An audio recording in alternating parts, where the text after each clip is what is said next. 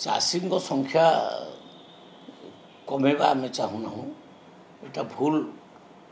धारणा सृष्टि करा जाउची राजनीतिक उद्देश्य करा जाउची किंतु आमे चाहूचु जो माने दलाल माने अछंती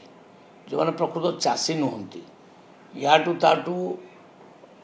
रेकर्ड कलेक्शन करके आनिकी रजिस्ट्रेशन कर संख्या कम तेणु आम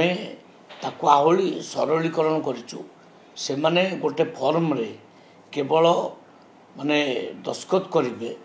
जे सेल्फ डिक्लारेशन जोटा सेल्फ डिक्लारेशन फॉर्म रे से दस्खत करी से रजिस्ट्रेशन करें कालीठू से प्रक्रिया आरंभ हो गलानी धर मो बापा ना रेकर्ड अच्छी मो जेजेबापा ना रेकर्ड अच्छी सेटा मु रजिस्ट्रेशन करने जाऊँगी केमती ता भितर खाली डिक्लारेशन को देवे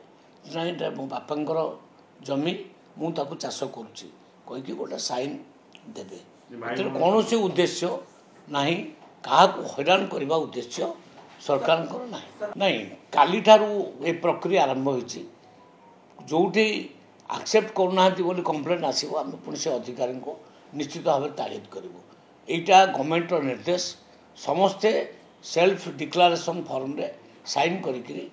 इमिडिएट करें रजिस्ट्रेशन क्या हैरान कर उद्देश्य आम ना हाँ जमीर मालिक ठारू लिखित आकार आने से माने जे मुझे भाग चाषी हिसाब से चाष करने को यहाँ पर लेखा आने से माने हाँ कहीं भाग चाषी जी जन को दब लिखिकी से लिखिकी कह जे भाई ये आपको मुझे लेखा चाष करने ना से नहीं किंतु दलाल मान संख्या कमेवा किछि चालाक लोक अच्छा जो मैंने गाँ गहली लोक मान रेकर्ड नहीं पलि आसुँच निरीह लोक जापार ना रेकर्ड दे दौरान से रेकर्ड रे माने आउ अप्लाई कर रजिस्ट्रेशन करटा आम बंद करने चेक देवाई यहाँ आम करूँ जोटा कहती EKYC फार्मर्स मानकर EKYC आम जाना दरकार प्रकृत में माने फार्मर्स कि नुहति